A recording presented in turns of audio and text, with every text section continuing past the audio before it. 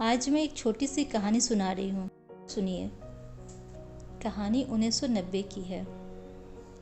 उस समय 10th या 12th के बच्चे अगर किसी के घर में होते थे तो बच्चे के एग्ज़ाम के साथ घर वालों का भी एग्ज़ाम होता था। मोहल्ले वाले, रिश्तेदार वाले मिनट मिनट में आके बोलते थे, क्या बच्चा पढ़ रहा है ना, बच्चा खेल तो नहीं रहा है।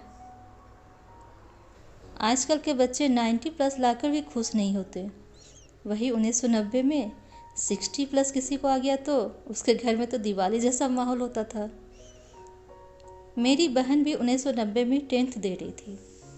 मार्च में एग्ज़ाम ख़त्म हुआ, जून में रिजल्ट आना था। 2 मंथ हम लोग के लिए पहाड़ जैसा भारी लग रहा था। रिजल्ट के डेट नज़दीक आ रहे थे, उससे भी तेज नज़रें आस पड़ोस की दौड़ रही थी। खैर, रिजल्ट का दिन भी आ गया। उस समय रिजल्ट इंटरनेट पर नहीं आते थे, न्यूज़पेपर में आते थे। जिस दिन रिजल्ट निकलता था उस दिन पेपर भी बड़ी मुश्किल से मिलती थी। मैं सुबह ही पेपर लेने के लिए निकल गई और मैं खुशकिस्मत थी कि मुझे पेपर भी मिल गया। पेपर देखते ही मेरे चारों तरफ घर वाले मुझे घेर कर खड़े हो गए। ऐसा लग रहा था बहन का रिजल्ट नहीं, वो मिस इंडिया बनने वाली है। मैंने पूरा पेपर 2 बार देख लिया, कहीं भी बहन का रोल नंबर नहीं था।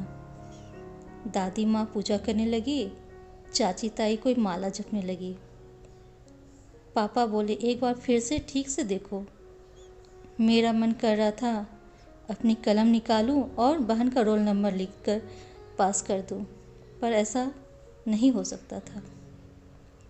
मुझे उदास देखकर बहन एक कमरे में बंद हो गई। पापा, घर वाले बहन को दरवाज़ा खोलने के लिए बार बार बोल रहे थे। पापा दरवाज़ा खुलवाने में कामयाब हुए और इशारे से सभी को वहाँ से जाने के लिए बोले। कुछ देर बाद पापा और बहन कमरे से हंसते हुए बाहर आए। जीवन अभी पटरी पर आ ही रही थी कि सामने उससे भी बड़ी परेशानी खड़ी थी। 15 दिन के बाद स्कूल खुल रहे थे और बहन को स्कूल यूनिफॉर्म पहनकर जूनियर के साथ पढ़ना था। वो दिन भी आ गया। सुबह पापा ऑफिस जाते टाइम बहन के कान में कुछ बोलकर मुझे हिदायत देकर कि बहन को बस स्टैंड तक मैं छोड़ आऊँ कहकर चले गए। बहन तैयार होकर मेरे साथ निकली। मोहल्ले की चाची ताई साफ सफाई कर रही थी। बहन को देखते ही सब अपना काम छोड़ के कानाफूसी करने लगे। बहन की नज़र झुकी जा रही थी। उसने मुझे कस कर पकड़ लिया। मैं भी हाथ थाम कर बोली, चलो घर लौट चलते हैं। फिर वो मुस्कुरा कर बोली, नहीं। उसकी नहीं मेरे दिल में हथौड़े से लगा। खैर, हम बस स्टैंड पहुंच गए। मैं बहन को देख रही थी, वो मुस्कुरा रही थी। बस को आते देख वो बोली, बस आ रही है। उसने मेरे कान में पापा की कही बात कही और मैं भी मुस्कुरा दी। बस में बैठकर बोली, सुन, मेरे गुल्लक में 500 पूरे होने वाले हैं, उसे छोड़ के कहीं नहीं जाने वाली। खैर, मैं घर लौटने लगी।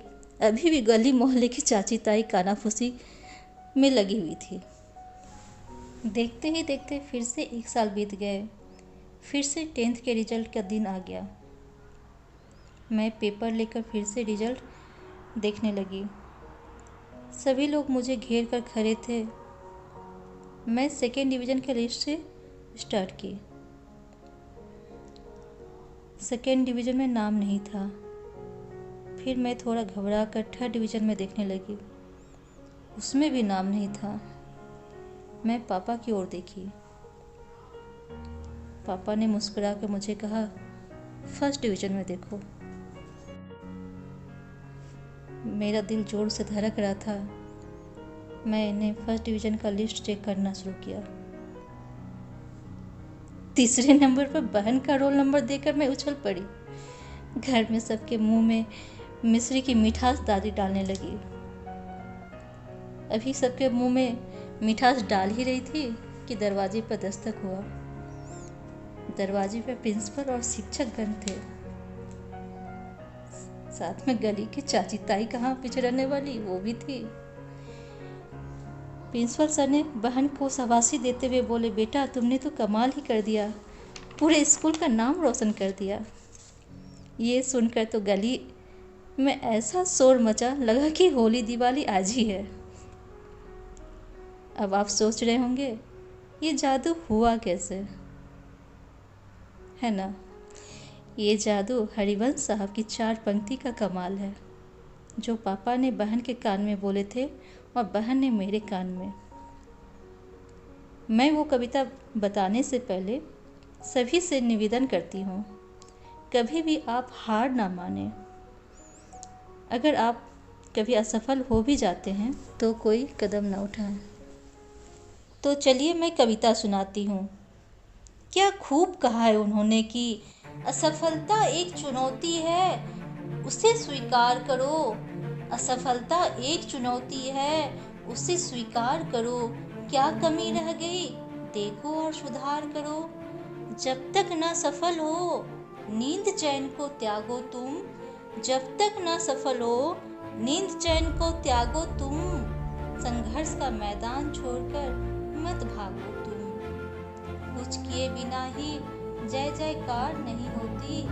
कोशिश करने वालों की कभी हार नहीं होती। कोशिश करने वालों की कभी हार नहीं होती। कोशिश करने वालों की कभी हार नहीं होती।